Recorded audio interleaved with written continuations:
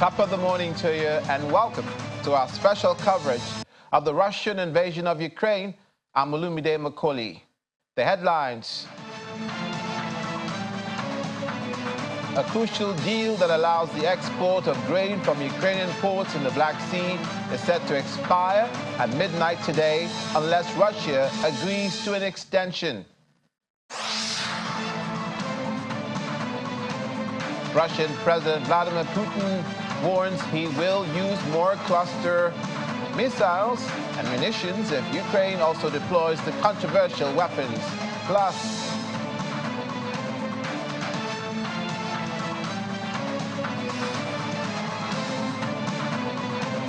U.S. Secretary of State Anthony Blinken says Russia's President Vladimir Putin has already lost in terms of what he was trying to achieve in Ukraine.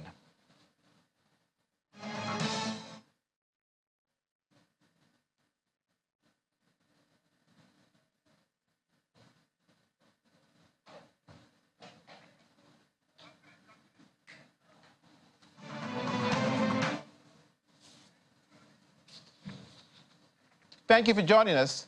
We begin with the crucial deal that allows for the export of grain from Ukrainian ports in the Black Sea. That's the agreement which is set to expire today unless Russia agrees to an extension. According to Ismini Pala, the chief UN Media and Communications Officer for the Black Sea grain deal, the grain deal will end at midnight today, July 17th into July 18th, Istanbul time. The deal was first brokered by Turkey and the United Nations in July 2022, after Russia launched its full-scale invasion of Ukraine and blockaded ports. Russian President Vladimir Putin told South African President Cyril Ramaphosa in a phone conversation over the weekend that the deal has not met its objectives. Though Russia has renewed the deal 3 times, it had already repeatedly complained about international sanctions that hinder its own shipments of fertilizers and grain. To the front line, Russia says its forces had repelled Ukrainian attacks on multiple fronts, while Ukrainian forces claimed that they had attacked Russian military personnel and equipment. In a daily briefing, the Russian Defense Ministry reported that its forces had repelled multiple Ukrainian attacks in the directions of Donetsk, Lyman, Krasny, Kupiansk, and some other directions, shooting down Ukrainian armored vehicles, cars, self-propelled artillery, and other equipment.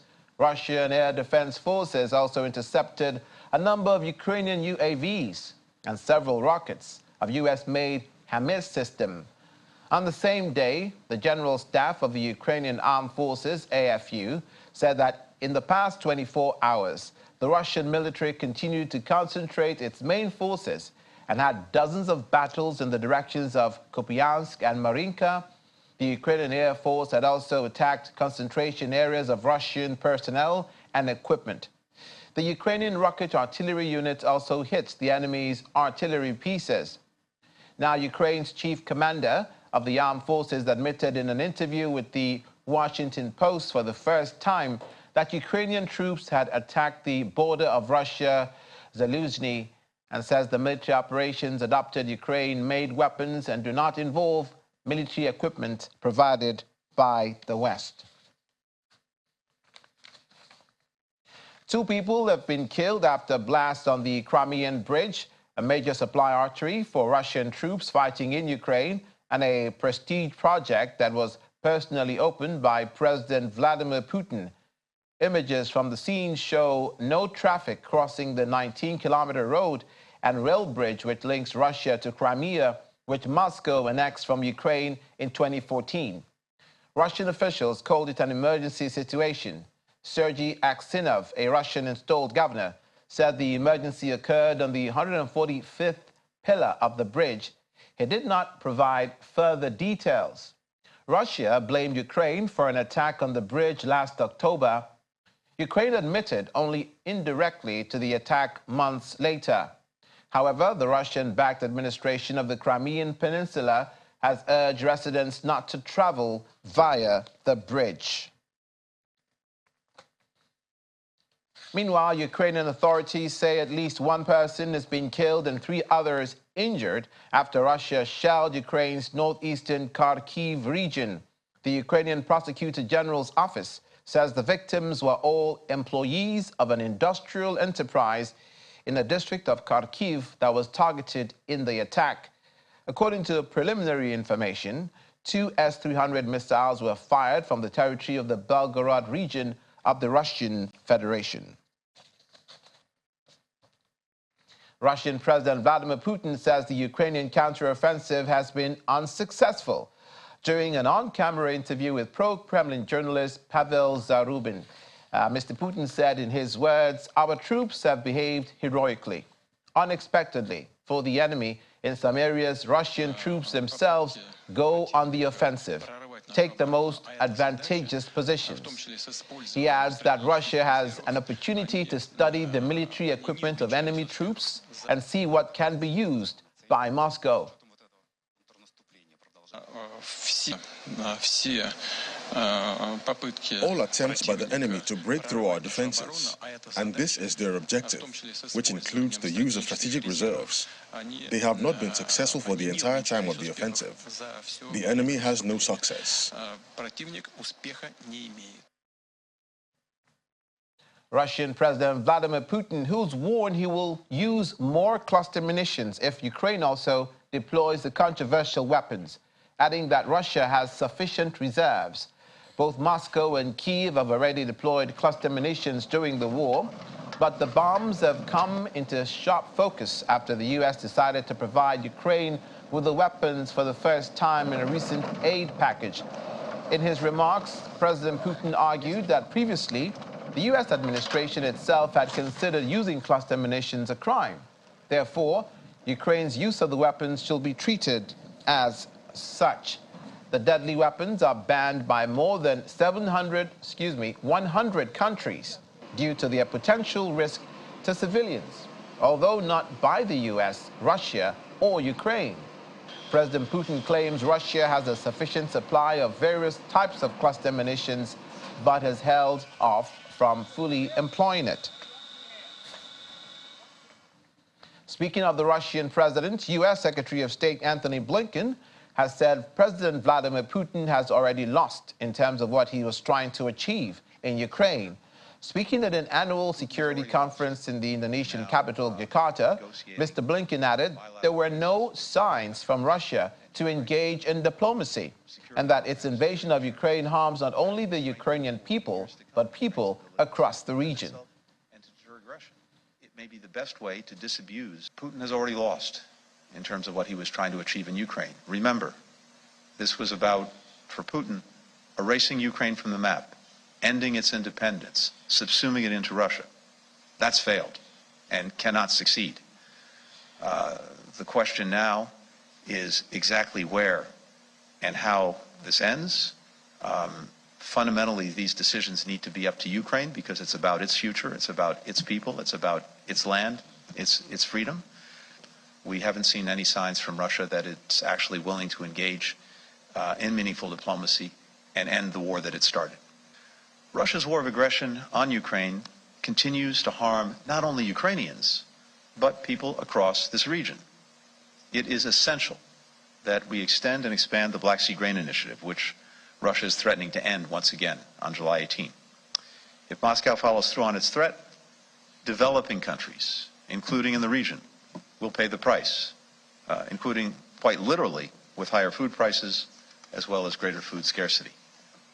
As we work to extend the initiative, we also stand ready to support a just and lasting peace to the conflict based on the principles of sovereignty, territorial integrity, and independence. Principles that are at the heart of the United Nations Charter and ASEAN's Treaty of Amity and Cooperation, and that reflect the desire of people and nations in every part of the world to be able to choose their own path. Now let's talk to Dr. Tony Agwans, Senior Lecturer, Anglo-Ruskin University. Dr. Agwans, good morning. Thank you for making out the time to be with us today. Yeah, good morning, Olumide. A pleasure to be here this morning.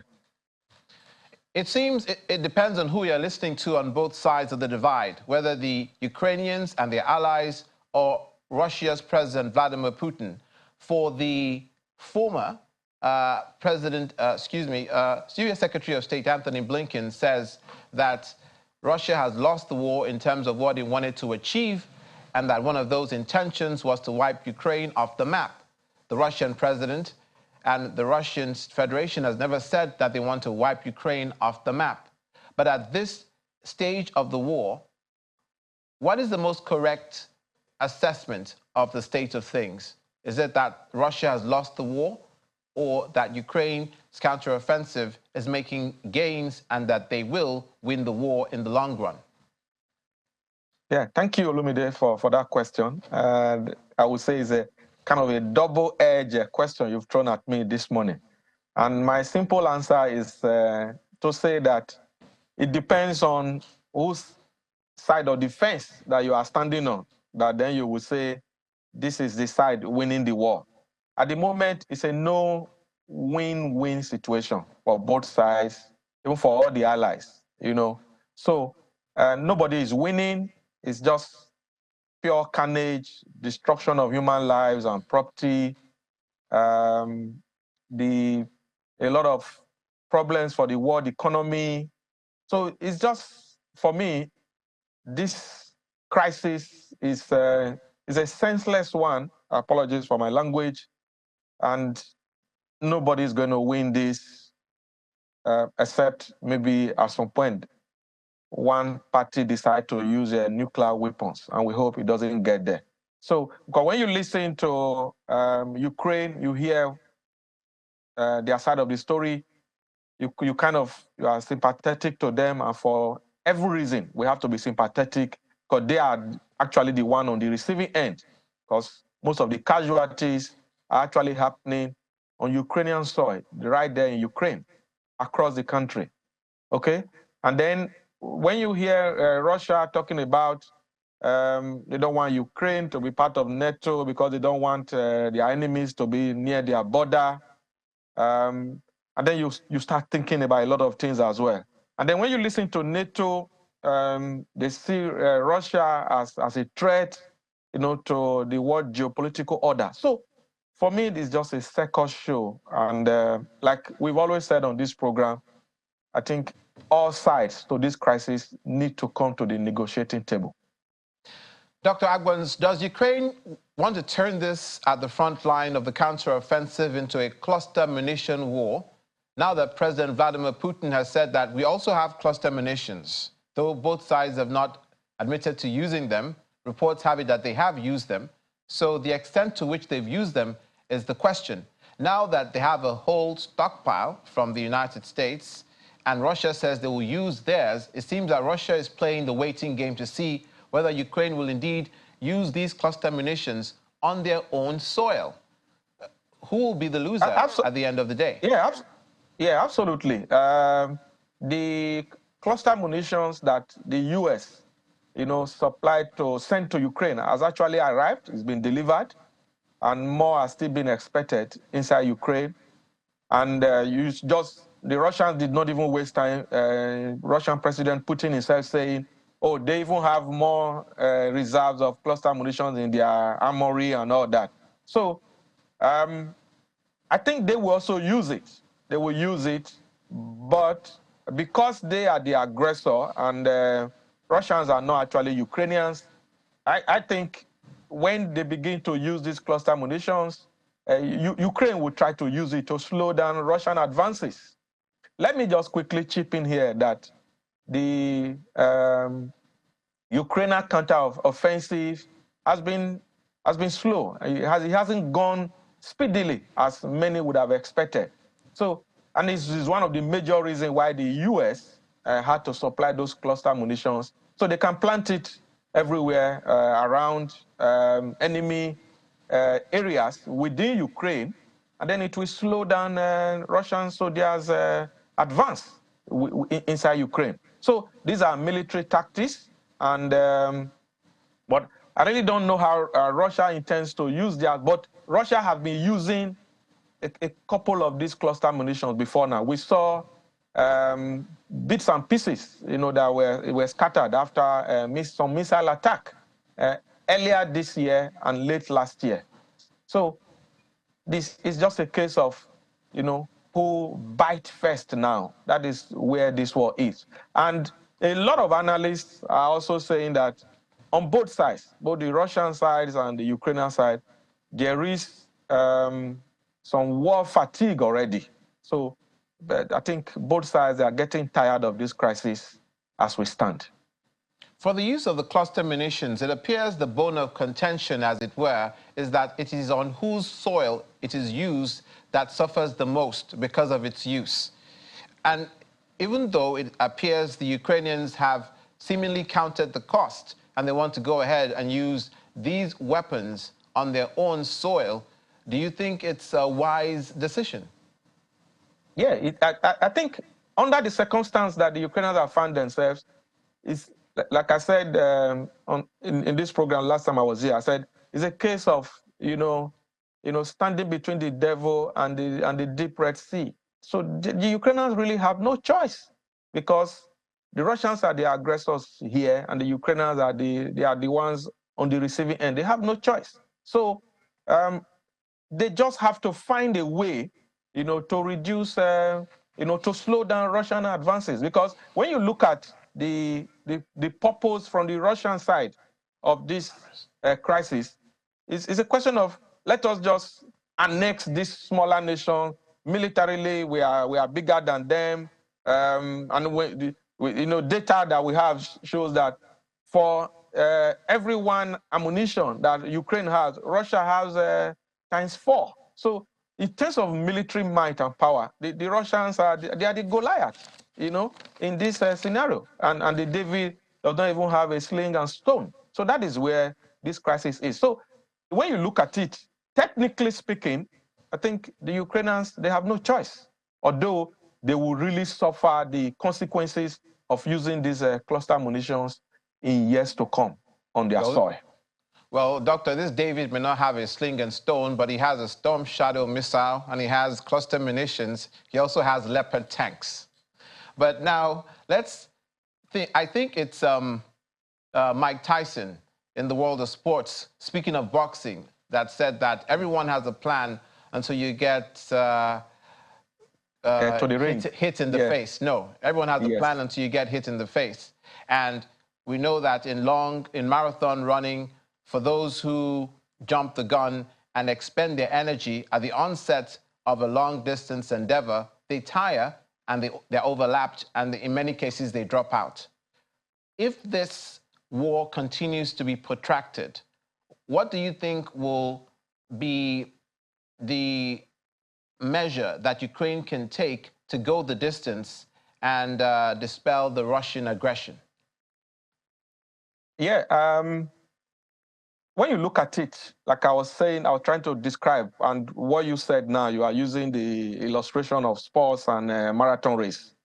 Let's be honest, in terms of military strength and capability, people have argued this with me severally. And they said, oh, Russia, they are living in the past. I don't think Russia, they are living in the past. They are one of the superpowers, in quote, in the world order as we have it today. So there's no way Ukraine is going to be able to, go the long stretch, if this crisis persists and it keeps going on. So I think both countries, talking about Russia and Ukraine, they definitely have to meet each other halfway. And that is why I keep saying that negotiations coming in. But if you look at it, something that is going very well for the Ukrainians now is the fact that NATO, the West, and NATO, they've really supported Ukraine. Not many thought that by this time, that the manner of support that Ukraine is getting will continue till now. Because if you look at the way NATO and the West, they are supporting Ukraine, it seems like the support is not going to stop, even though economically, this is taking a huge chunk of finances from this country. So they keep going on. And when you look at the NATO summit, I was heard in Lithuania, just last week, you saw the huge promises, NATO countries saying that they are going to increase defense expenditure by 3.8%. for this year, and they are saying that going forward, NATO countries will be using 2% of their GDP, for defense expenditure, and they made a very holistic promise that Ukraine can join NATO at a time that they are looking at, definitely not during this crisis. They've moved it from a two-step pathway to one-step pathway to kind of speed things up. So when you look at this, verbal support, this moral support, and this military aid that Ukraine is getting, then you begin to have a feeling that this crisis is going to be on for the long haul. The Black Sea grain deal expires today, Istanbul time, midnight today. Russia has given no indication that it will be extended, and they maintain their position that their own end of the bargain has not been held up by the other side for their own fertilizer and food exports. Do you see this as becoming an impasse that cannot be surpassed tonight? Yes, it's a very disturbing impasse. I like the way you have put it there. Very, very disturbing. And this is the second time that we are getting to like the final day, and it's looking like this grain deal is not going to be renewed. The last renewal was in June. But I think, humanitarianly speaking, I believe that the Russians will still extend. So they are just using it as a bargaining chip, because they know that they will also lose some moral high ground if they just decide to cancel the grain deal. And then the West may also, Russia behaving like this, waiting to the final day. The West may also be forced to kind of soften their stranglehold on Russian export of their fertilizers and their own grains. Because when you look at it, Ukraine is the highest exporter of grains, like corn, wheat, and all that, to, poorer regions of the world. According to the UN food program, as at this moment, over 725,000 metric tons of these grains were supplied to Afghanistan, Djibouti, Kenya, Sudan, and all these very poor regions of the world where these grains are the staple food. So I believe, like you said, tonight, the deal will be extended, but I don't think it's going to be for a long time. It will be very short. Well, we do hope that it's extended. The Russians have placed a yogurt company of French origin, Danone, I believe, under what they call temporary administration management, in retaliation, obviously, to the sanctions placed on Russian companies based abroad outside Russia. I think they also placed Carlsberg beer company in Russia under administration. It appears the gloves are off, and Russia is in a tit-for-tat with the countries who are sanctioning their oligarchs and their businesses around the world. Yeah, and yes, this was long expected. In fact, a lot of analysts like myself were even surprised that it's taking Russia this long to have to, take this revenge decision, because in the West, in Germany, in the US, France, and some other countries, a lot of Russian companies, they've been strangled and completely run down. So it's expected. Like I said, it's something that we're all just waiting to happen. It's tit for tat, because the Russians have to also, send a message to these Western nations that they cannot just be bullied. So, like we've said all through this discussion, these are, some of the side accessories, of military confrontation. Whatever it will take to destroy the enemy, they go for it. Finally, Dr. Agbons, let's look at the state of the counteroffensive. Hanna Maliar, the defense deputy minister of Ukraine, says in an admission that is rare, that in the latest one, that the Russians have been they're in a counteroffensive of their own, repelling the counteroffensive in certain areas. Before she said that, there were advances made to the south and to the east and to Bakhmut. President Vladimir Putin says his soldiers are heroic. Not only are they defending those positions, they are pushing the enemy, their enemy, back. So what is your assessment of the current counteroffensive? Hard as it has been, slow as it has been, even by the Ukrainian admission? Yeah, the counter-offensive has been slow. But to be honest, and from what we have seen, what is on the ground, the Ukrainians have made some gains in terms of this counter-offensive. They've made some gains, and when you also juxtapose this against some of the weaknesses the Russians have with, soldiers fatigue, low morale, and then the Wagner fighters, the problems they have with the Russian military. The Ukrainians have made some gains, especially in Bakhmut, in Zaporizhia, especially in that eastern region of Ukraine. There's been a lot of pushback, but it has not been as successful as the Ukrainians thought. Some of the areas they actually mapped out that by this time they would have taken back, they've not been able to do so.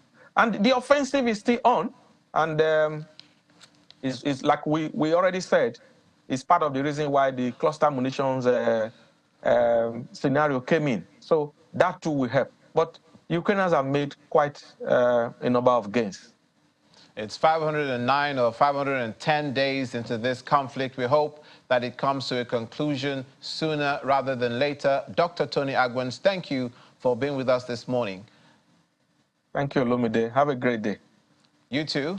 Dr. Tony Agwens, senior lecturer at the Anglo-Ruskin University in London. When we return, South Korean President Yoon Suk-yeol pledges $150 million in humanitarian aid, and the promises continue.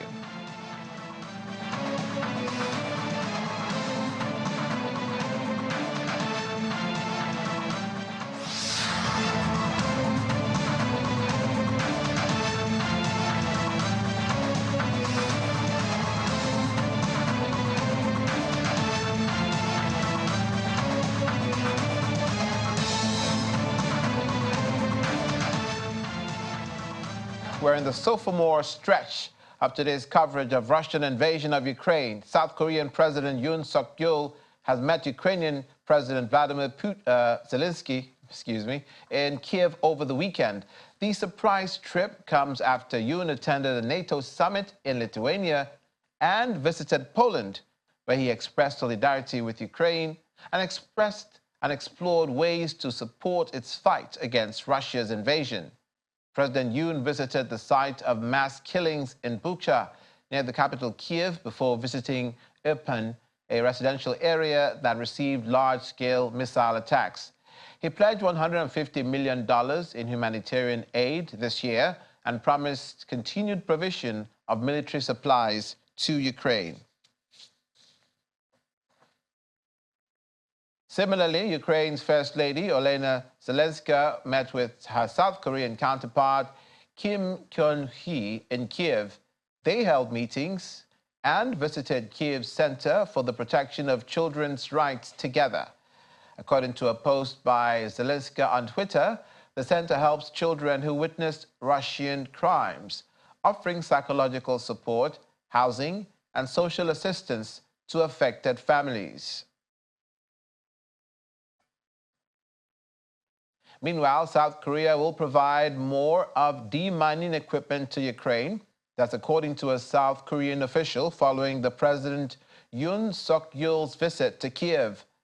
President Yoon's Deputy National Security Advisor, Kim Tae-ho, said in a briefing, in their words, "We are thinking to expand support on mine detectors and demining equipment, as Ukraine's demand for them was addressed to be desperately huge."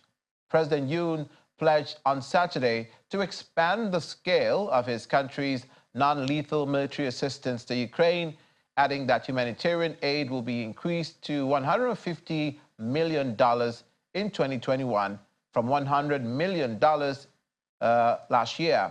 Now, a key U.S. ally and major arms exporter, South Korea, has faced renewed pressure to provide weapons to Ukraine, which Yoon's administration has resisted in favor of humanitarian and financial aid, wary of Russia's influence over North Korea.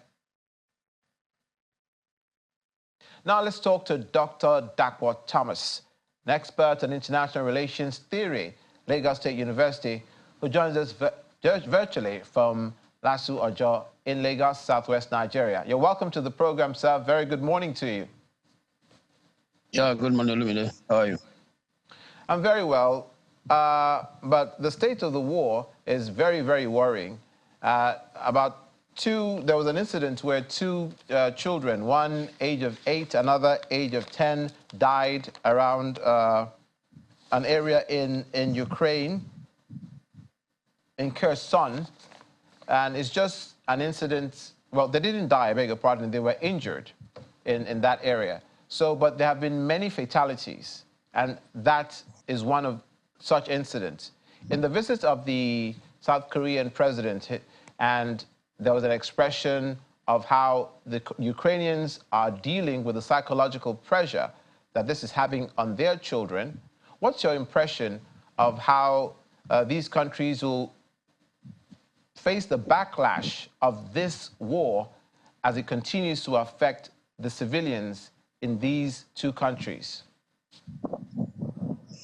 Well, I'm really disturbed about the degree or the level of collateral damage in most conflicts, whether it's civil war or whether it's a kind of interstate war. You tend to reduce the number of collateral damage, or you tend to reduce the number of casualties, civilian casualties. In this instance, it's worrisome. It's very, very worrisome that children are losing their lives indiscriminately. And I believe that something has to be done urgently. And also, not even just not losing their lives alone. Now we are in a situation where children are being taken away from their parents and their identities being redefined or being readjusted. And that's exactly that particular issue of that particular act is a crime. It's a war crime. And I think that's why ICC has proclaimed as put a kind of war crime against Putin. I want to believe that no matter the extent of aggression or anger, children are not expected to be exposed to this kind of situation. They are to be preserved. I mean, they are to be protected. But fortunately, when you look at the level of casualty children fatality, you discover that it has always been on the Ukrainian soil. And that is as a result of Russia's aggression. It was a war that was uncalled for in the first instance. So now subject children to such level of trauma or intimidation or fatality is definitely condemnable. And I want to believe that the United Nations should do something about this, because the protection of children in the first instance is a humanitarian responsibility of the United Nations. And as such, it's something that the United Nations has to do something urgent about, not just the grain deal alone. They have to also do something about the lives of these children. Some schools of thought have it that the United Nations have dropped the ball already in not being able to prevent the war. But others say their hands were tied and Russia went ahead with its plan. That what? Others said that the United Nations' hands were tied and Russia went ahead in spite of all the efforts by the United Nations prior to this war to prevent the military occupation, as Russia called it. Well, it's unfortunate that the United Nations, whether at the level of the Security Council or at the General Assembly level has shown that it is unable or incapable of sustaining one of its major objectives, that is peace and global security. I don't, in the first instance, I still believe that even as it is, the United Nations can still do something about it. But, the politics, international politics is at play. I believe, if you have France, if you have Britain, if you have US as members of the United Nations Security Council, and then you have China and you have Russia as members of the United Nations Security Council, and then Russia is the one that is carrying out act of aggression, which is something that is condemnable, something that is unimaginable. We are even talking about a member of the UN Security Council now carrying out this kind of act of aggression. Now, if you now promote the issue of veto power as something that is sacrosanct, and then you now forget about something that is very more sacrosanct, like aggression, because by the time this one succeeds, if Russia should succeed with this kind of aggression, even at this level, I believe that Russia is successful. Forget about what Biden is saying that he has failed. No, because we are talking about, we were talking about Donbass before, we were talking about Crimea before, 2014. Now we have a lot of regions to talk about. Kherson, Kharkiv, we have Luhansk, we have Donetsk, we have Zaporizhia, we have so many now. We have Mariupol, we have so many regions, so many that had been, we have so many regions that had already now been annexed. Not even annexed, occupied by Russia. So they have increased maybe 20%, 30%. Again, so we are not just talking about Crimea again. We are not just talking about Donbass. We are talking about a whole, about 3-4 regions more. So that's very disturbing. And then you are still holding on to veto in a situation like this because it is an unprecedented thing. It has never happened before. So all the United Nations has to do is to call for a vote at the level of the Security Council or a vote at the General Assembly level. Now, this kind of inaction, because as far as I'm concerned, is inaction. And I want to believe that most of the European nations and even the United States are simply advertising and promoting their weapons and armaments, which they want to sell to most of the Arab nations and co. It's a business deal they are doing because there is nothing that stops them from suspending the veto action, the veto power system now. And then 3, that is United States, Britain, France, 3 now overriding 2, will definitely put an end to this war. So for them to continue to prolong this war ingeniously is very, very alarming. And the United Nations in this case is not even saying anything. How? Because the 5 nations that are supposed to put everything in order are the ones that are involved in this kind of situation. And that was why you could see that the Ukrainian leader was enraged.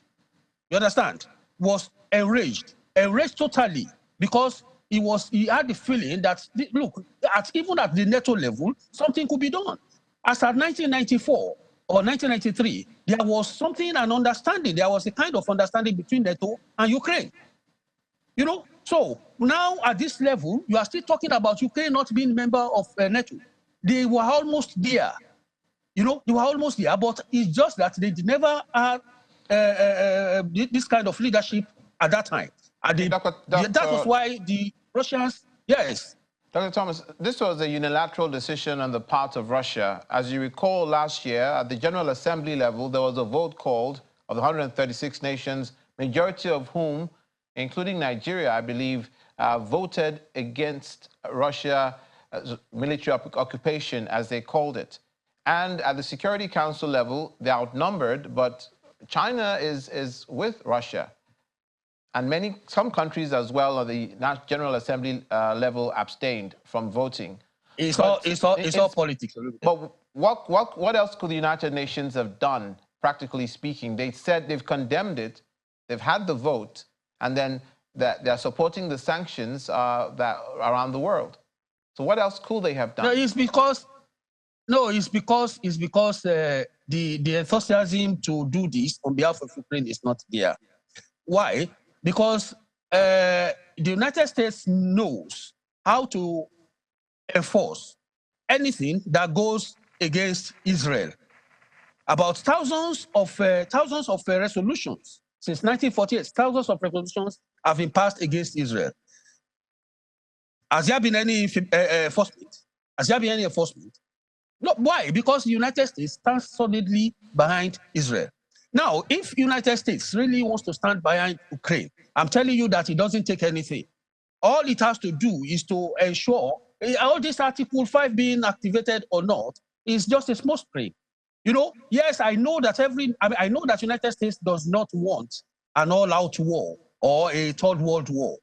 But at the same time, morally, you know, if you keep saying that you cannot do anything now because Ukraine is not a member of NATO, and then so you cannot do anything, what you are doing is to continue to encourage Russia to continue with his act of aggression, because he knows that Putin knows that there is nothing that will be done until this war is over. Until this war is over, not even subside.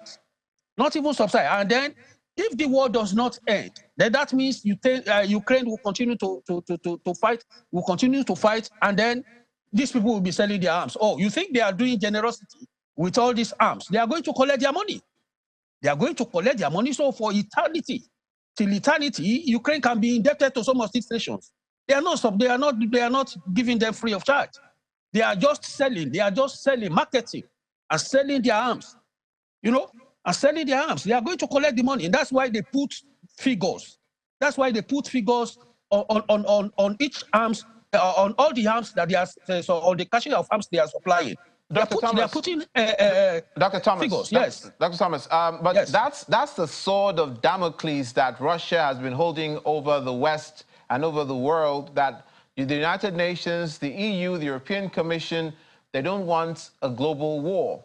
So that's why they can't force Russia, I expect, to do what they want Russia to do. And that's why Russia has done exactly what they wanted to do, because they know that nobody wants a third world war. Nobody wants an enlarged, widespread conflict that will involve other countries. And that seems to be the trump card that Ukraine was playing from the beginning of this operation, as it called it, to make people do nothing, because nobody wants to be involved in sending their own armies into another conflict that can cause a conflagration of other countries becoming involved. Olumide, it depends on your interest. It depends on what motivates you.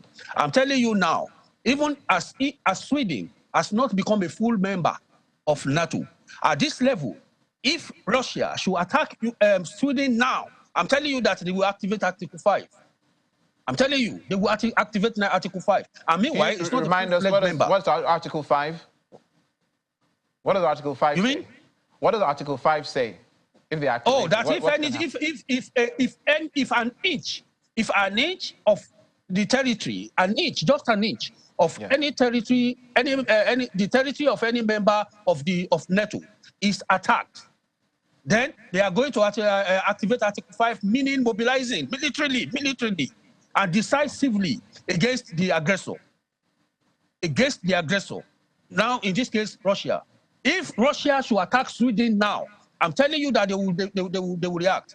Even Finland that just joined, if they attack Finland now, they will activate Article 5. So in that case, who is dismissing? Who is discountenancing the Third World War? Who is discountenancing? Russia is going this length because it knows that all these things prevent some of these nations, and deliberately and in complicit with everything, you know, most of these European nations and the United States, they are complicit in some of these things, because it knows that, supposing Ukraine was a member of NATO, wouldn't they have intervened? But he knows that they can, I mean, they are covered by certain resolutions or by certain things, and they would not want Third World War. But if they attack any member, if they attack Lithuania, if they attack them where they were holding their meeting, Lithuania last week, they are going to attack. So what is the point? What is the point? So because now I don't know when this war will end, because the Ukrainians are not even making any headway. They are not even making any move, they are not even advancing. You know, as far as I'm concerned, they are only taking maybe 10 kilometers, 5 kilometers and everything. Most of the occupied areas, most of the areas that Russia occupies are still intact. And that is why you can see that even Russia from that side is now launching counter-offensive against them. And that is why their defense is very solid.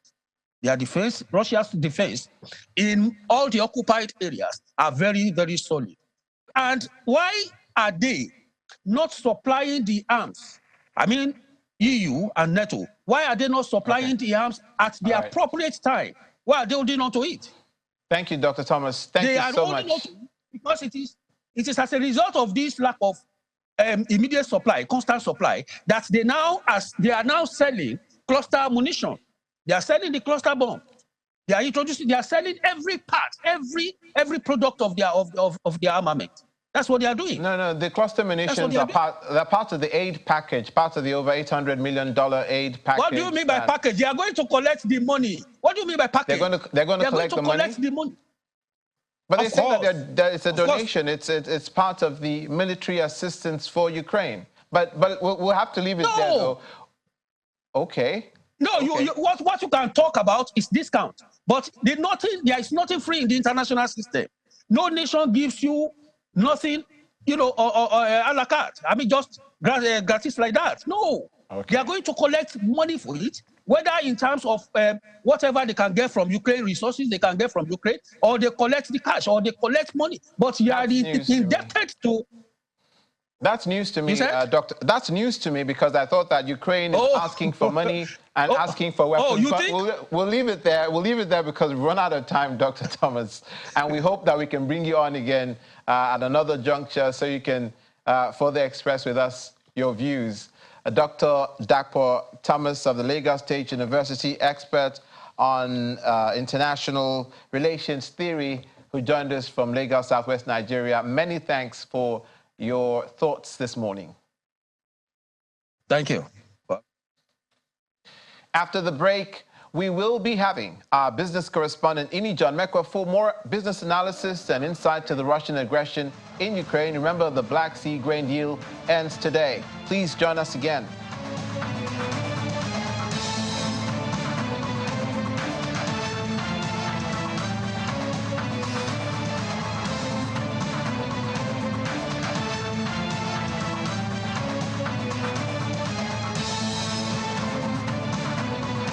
Welcome to the final stretch of today's coverage of Russian invasion of Ukraine. We'll turn our attention to the business side of things. And Ini John Mekwa is in the studio with me. Ini, good morning. Good morning. Happy Monday. Yes, indeed. But this is the Monday that they're going to be thinking that did the Black Sea grain deal expire today, or was it extended or not? Do you think that they will make those concessions to Russia and allow for their own exports by food and fertilizer to go through, or is Russia just blowing hot air so they can continue to threaten the parties in this affair? Yeah, so I think the last thing you said really is a food for thought, because remember the last time it was renewed, it was just at the dying minutes, last hours. That's when we heard that Russia has agreed. Obviously, it's just Russia we're waiting for at this point.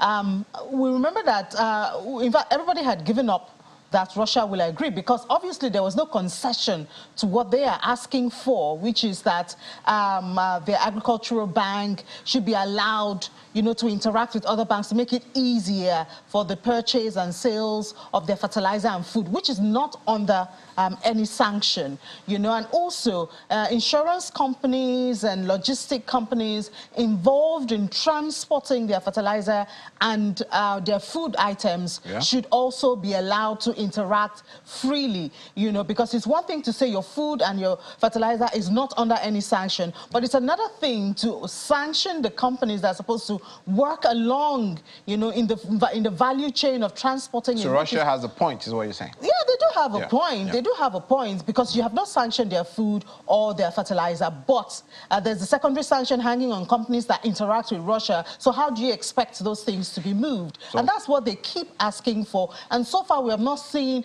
the West nudge, you know, to accept or compromise, you know, in what Russia is asking for. So maybe, as you said, finally, Russia might just agree again, just so that they have, you know, because what if they say no more grain deal, Black Sea grain deal? Then there's obviously nothing to use as a threat. Yeah. You understand? Nothing, then we can't have this conversation. There's no need for it. Then everybody's giving up. Then Ukraine has to look for other means of transporting this. And also there's another thing Russia is asking for, that the majority of this grain is supposed to go to the poor countries, but it seems not to. It seems it's going to the rich countries, and Ukraine is making a lot of money from it. But what they want is for it to trickle down to the poor countries, you know, countries that are in need, countries where they do give a lot of humanitarian services. That's where it's supposed to get you. And Russia says it's not getting to these people. That's another grudge that they have. I wish we had more time. Just to remind our viewers quickly that the Black Sea grain deal has to do with allowing safe passage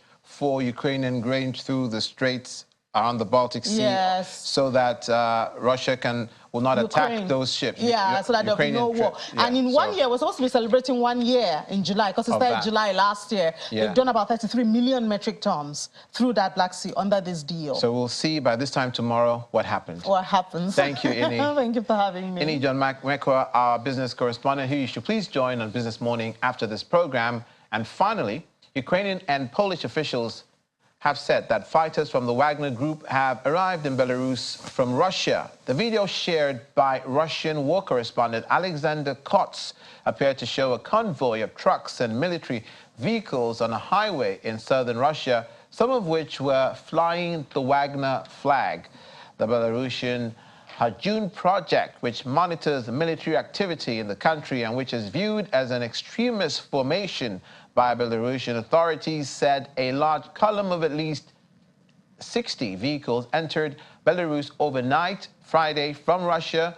June said it appeared that a Wagner column was headed to Sel in central Belarus, where foreign reporters were last week shown a camp with hundreds of empty tents. However, there was no immediate comment from Russia or Belarus on the reports. That's it for today's special coverage of Russian invasion of Ukraine. Many thanks to you, our viewers, our producers, and our guests. See you again tomorrow. Have a great day.